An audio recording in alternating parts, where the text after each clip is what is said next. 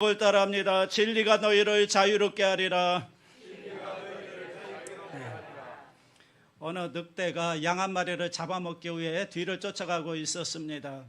마침내 양의 목덜미를 핥히려는 순간 목동의 몽둥이가 늑대 위로 날아왔습니다. 늑대는 기겁을 하고 도망을 쳤습니다. 죽음의 순간에 구출된 양은 목동을 보고 말했습니다. 당신은 제 목숨을 살려주셨습니다. 저에게 자유를 주셨습니다. 그랬다는 겁니다. 그런데 도망가던 늑대는 이 목동을 보고 욕을 했습니다. 너는 왜 내 자유를 방해하는 거냐? 이솝우화에 나오는 이야기입니다. 자유라고 하는 것은 보는 각도와 수준에 따라서 정반대의 해석이 가능하다, 그런 얘기입니다. 누구에게는 자유로운 것이지만 또한 누구에게는 억압이 될 수도 있습니다. 여기서 우리는 참 자유란 무엇인가를 생각하게 됩니다. 여러분, 자유란 무한한 것이 아닙니다. 아주 제한적인 것입니다. 이 제한된 자유를 넘어서는 것을 방종이라고 하고, 또 이 방종은 또 다른 부자유를 낳게 되는 겁니다. 그런데 이렇게 제한된 자유를 어떻게 하면 극대화시킬 수가 있는가? 여기에 이제 자유의 차원이 들어있는 것입니다. 자유에는 세 가지 차원이 있습니다. 먼저는 1차원적 자유가 있습니다. 이걸 다른 말로는 정치적인 자유라고 말합니다. 내가 가고 싶은 곳을 마음대로 갑니다. 내가 하고 싶은 날을 마음대로 할 수 있고 내 몸을 내 마음대로 사용할 수 있는 자유, 이게 1차적인 자유, 정치적인 자유라고 말합니다. 이거보다 한 단계 높은 자유가 2차원적 자유인데 이것은 정신적 자유, 양심의 자유라고 합니다. 마땅히 해야 할 일을 하면서 누리는 마음의 자유, 이게 바로 2차원적 자유입니다. 학생이 공부하다가 공부하기가 싫어서 밖에 나가서 놀고 싶습니다. 이건 1차원적 자유죠. 그런데 그 마음을 꾹 참고 해야 할 공부를 열심히 하는데 이것은 몸은 자유롭지 않지만 마음은 자유롭고 기쁨이 생겨나는 것입니다. 그리고 도덕적으로도 담대해지고 그리고 그에게 더 많은 미래가 주어지는 것이죠. 2차원적 자유를 누리고 있을 때 그는 위로를 받게 되고 인간답게 산다는 그런 자부심도 가질 수가 있습니다. 그러나 죽음을 넘어서는 자유는 없죠. 그래서 최선을 다하여 열심히 도덕적으로 사는 사람도 궁극적인 소망이 없기 때문에 절규하는 사람들이 세상에는 많은 것입니다. 마지막 3차원적 자유가 있는데 이것은 영적인 자유입니다. 죄와 죽음으로부터의 자유, 마귀와 사탄으로부터의 자유, 이게 최고의 자유, 영적인 자유입니다. 오늘 본문은 예수님께서 어떻게 하면 우리가 인간이 최고의 자유를 누리며 살 수 있느냐, 여기에 대하여 말씀을 해주는 것입니다.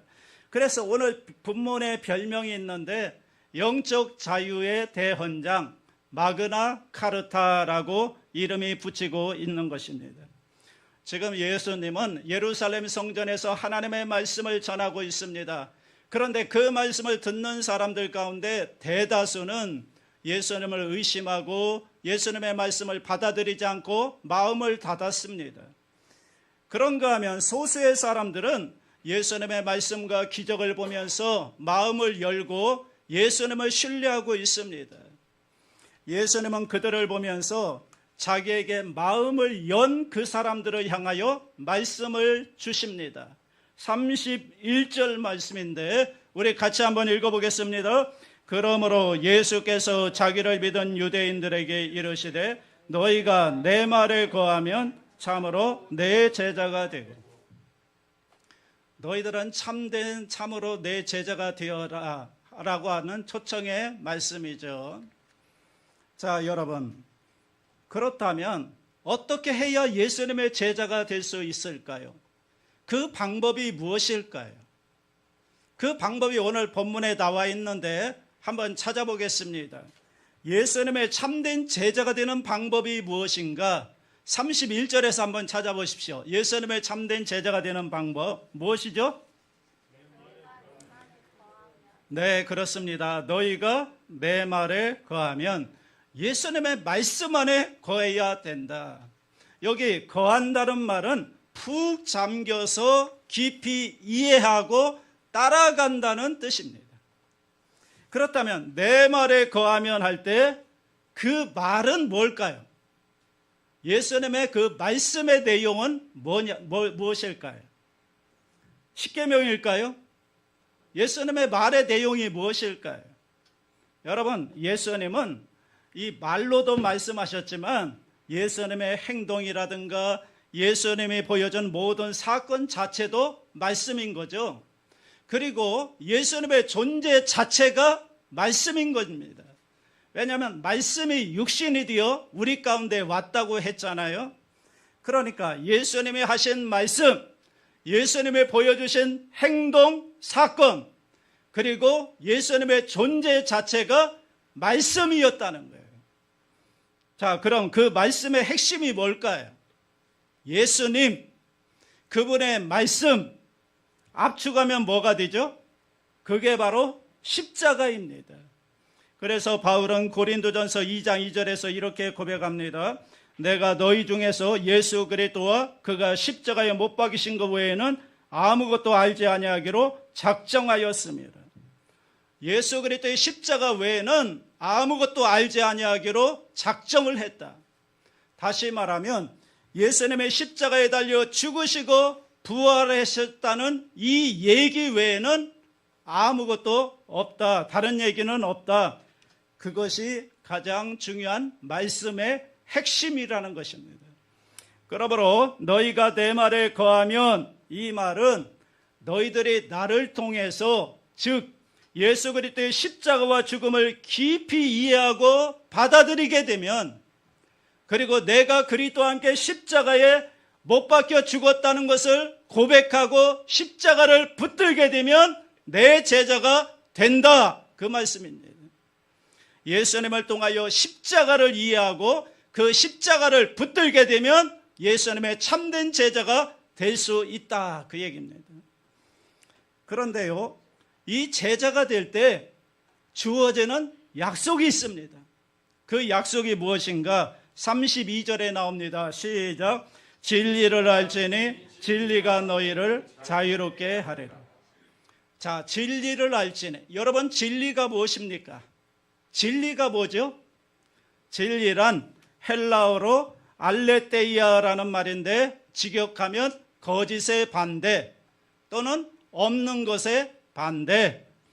더 쉽게 말하면 참으로 있는 것, 진짜 존재하는 것, 이것을 말합니다. 철학적으로 말한다면 진리란 궁극적인 실제를 말하는 겁니다. 자, 세상에 있던 모든 것이 다 사라지고 내가 믿던 모든 것들이 다 끊어지는 그날에도 영원히 변치 않고 남아있는 것, 그래서 내가 끝까지 붙잡을 수 있는 것, 그게 바로 진리라는 것. 여러분, 그게 뭘까요? 돈일까요? 명예일까요? 권력일까요? 아니면 건강일까요? 젊음일까요? 그런 건 아니겠죠. 그런 것들은 언젠가는 다 사라지고 없어지는 것들이잖아요. 끝까지 남아있는 것, 그래서 우리가 끝까지 붙잡을 수 있는 것, 그게 진리라는 거예요. 그렇다면 궁극적 실제는 무엇이냐? 유대인들에게 있어서 진리는 하나님밖에 없습니다. 여러분, 이렇게 생각하시면 됩니다. 이 세상의 모든 것들이 다 사라져도 끝까지 남는 건 하나님밖에 없죠. 왜냐하면 하나님이 태초에 말씀으로 천지를 창조하셨잖아요. 그래서 세상의 모든 것들이 다 사라져도 끝까지 존재하는 실체는 하나님밖에 없는 거예요. 그래서 결국은 하나님 한 분만이 진리라는 거예요. 믿습니까? 네. 여러분, 진리 헷갈리지 마세요. 진리는 하나님 한 분만이 진리인 거예요. 왜냐하면 세상의 모든 것들은 다 사라지고 없어질 것들이에요. 하나님은 사라지지 않아요. 영원히 존재하는 분이에요. 그래서 진리는 하나님밖에 없다. 그래서 성경에 보면 삼위일체 하나님 앞에 다 진리자가 붙습니다. 자, 보세요. 진리의 하나님, 이사야서 65장에 보면 이 하나님 앞에 진리가 붙습니다. 또 예수님도 말씀하셨죠. 내가 곧 길이요 진리요 생명이니 진리라는 말씀을 사용하세요.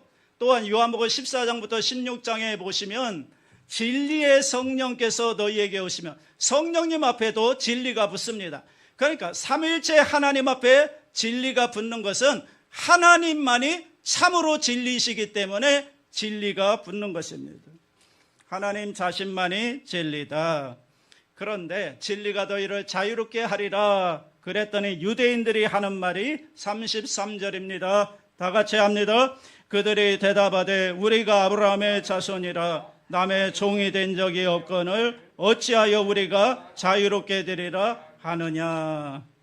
우리는 아브라함의 자손으로서 종이 된 적이 없는데 어떻게 자유롭게 한다고 말을 하고 있느냐 반문했는데 이 33절 말씀은 거짓말입니다.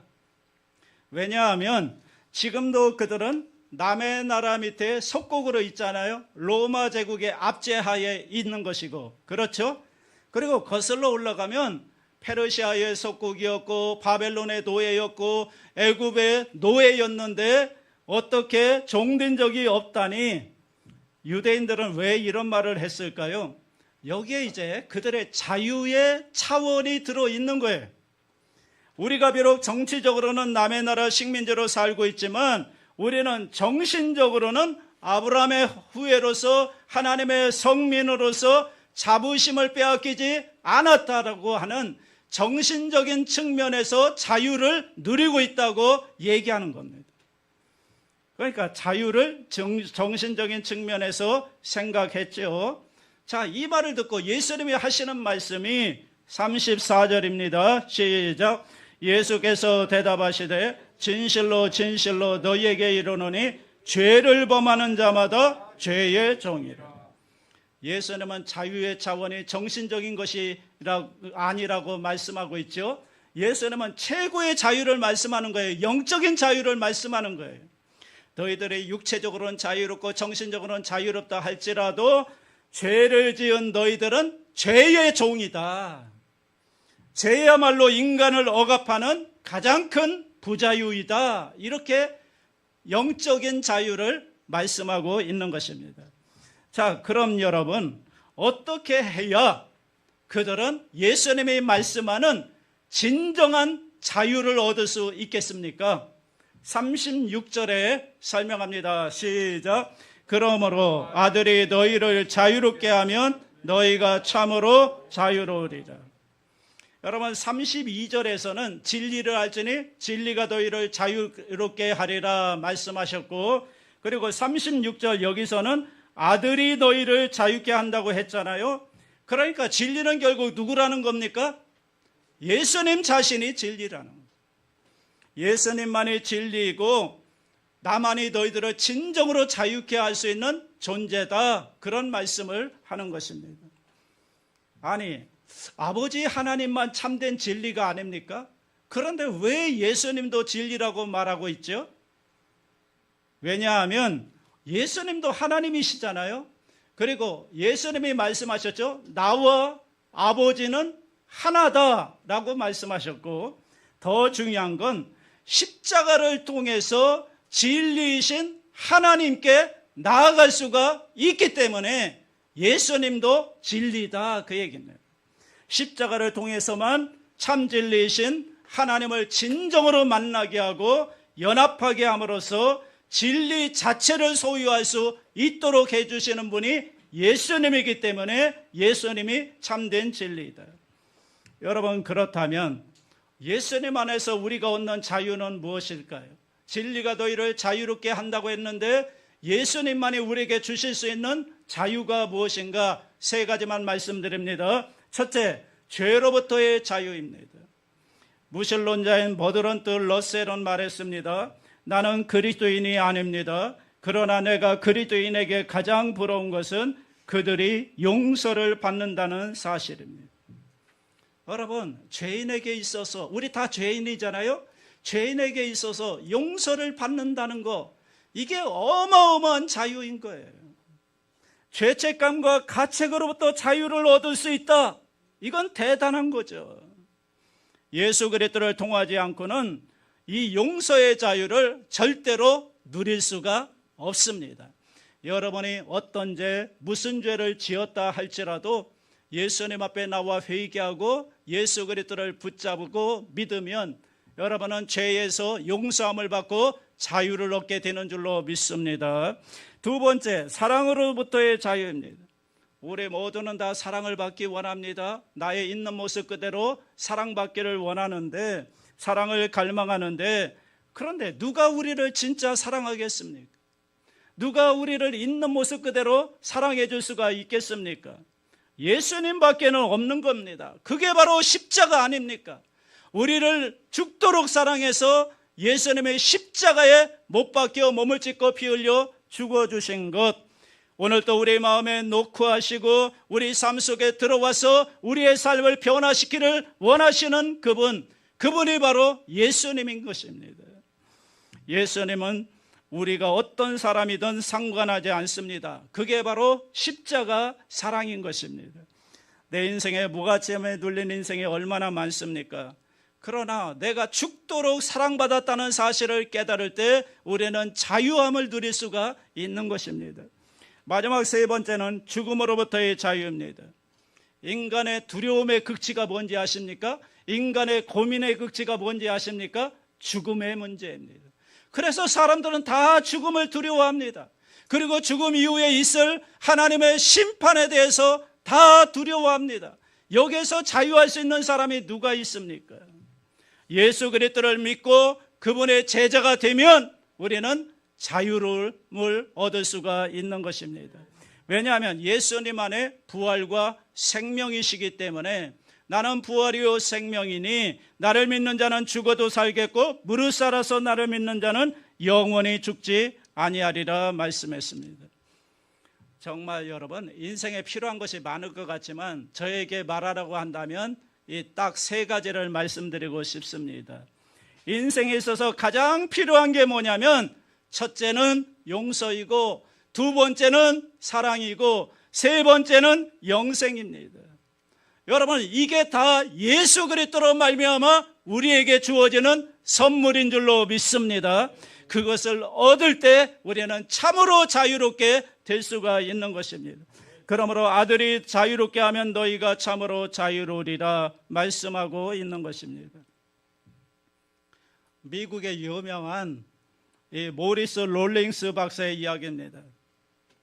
어느 날 심장 발작으로 호흡이 멎은 환자를 위해서 이 심폐소생술을 하고 있는데 너무나 힘들어서 잠깐 쉬는 동안에 환자 심장이 다시 멈췄습니다. 그 순간 환자가 큰 소리로 말했습니다. 멈추지 마! 여기는 지옥이야! 나를 위해 기도해! 깜짝 놀란 이 의사가 다시 가슴을 두르면서 말했습니다. 따라하세요. 따라하세요. 하나님의 아들 예수여, 나를 이 지옥에서 구해 주십시오. 그러면 당신의 것이 되겠습니다. 언급결의 한 기도였습니다. 그런데 신기한 일이 벌어졌습니다. 조금 전까지는 미친 사람처럼 눈을 희번덕거리고 비명을 지르던 사람이 그 기도를 따라한 다음에는 양처럼 순해졌습니다. 영혼의 고통이 물러갔습니다. 그 사람은 깨어나자마자 그 침대 위에서 예수님을 영접했습니다. 더 놀라운 것은 그 초라한 기도가 그분의 고백입니다. 내 영혼 기쁜 곳에 흔들릴 수 없는 확신으로 자리 잡았습니다. 나는 이전까지는 형식적인 신앙인이었는데 이 기도 후에 진실한 그리스도인이 되었습니다. 여러분, 예수 그리스도 그분만이 우리를 육체적으로, 정신적으로, 영적으로 자유케 하는 존재인 줄로 믿습니다. 내가 요즘 몸이 많이 안 좋습니다. 건강이 안 좋습니다. 여러분, 누구의 이름으로 기도해야 되겠습니까? 예수의 이름으로 기도하면 질병에서 자유함을 얻을 수가 있습니다. 정신적으로도 마찬가지입니다. 내 마음이 낙담해 있고 절망해 있고 어둠에 갇혀 있습니다. 누구의 이름으로? 예수의 이름으로 기도할 때 자유를 얻을 수가 있습니다. 영적으로도 마찬가지입니다. 죄에서 자유를 얻고 마귀와 사탄의 권세로부터 공격으로부터 건진받기 위해서는 누구의 이름으로? 예수의 이름으로 기도할 때 우리는 참으로 자유로울 수가 있습니다. 오늘 본문에서 우리가 분명히 알아야 될 것은 이 자유의 주체가 내가 아니라는 거예요. 내가 자유의 주체가 아니에요. 누가 자유의 주체입니까? 진리이십니다. 예수님이십니다. 진리이신 예수 그리스도께서 자유케 해줄 때 진정으로 자유롭게 되는 줄로 믿습니다. 여러분, 나는 이 문제로부터 정말 자유하고 싶다, 벗어나고 싶다, 이 중독으로부터 벗어나고 싶다, 벗어나려고 노력해 보십시오. 되는가? 안 되는 겁니다. 왜냐하면 자유의 주체가 내가 아니라니까요. 진리가 너희를 자유롭게 하리라. 여러분, 예수 그리스도의 진리이신 예수님께 나가서 우리가 자유를 갈망할 때 위로부터 자유를 얻을 수 있는 힘을 얻을 수가 있는 줄로 믿습니다. 그 자유를 힘입어야 벗어나는 거죠. 술과 담배도 내가 끊고 싶다고 해서 끊는 게 아닙니다. 진리가 너희를 자유롭게 하리라. 예수님께서 끊을 수 있는 힘을 주셔야 여러분 자유를 얻을 수가 있는 것입니다. 두려움을 이기고 싶지만 두려움이 사라지지 않습니다. 두려움이 물러가는 힘을 위로부터 공급받아야 되는 줄로 믿습니다. 그러므로 여러분 잊지 마십시오. 진리가 너희를 자유롭게 한다. 이 말씀의 의미를 깊이 이해하고 이 말씀이 여러분의 삶의 사건으로 경험되는 은혜가 있기를 주님의 이름으로 축원합니다.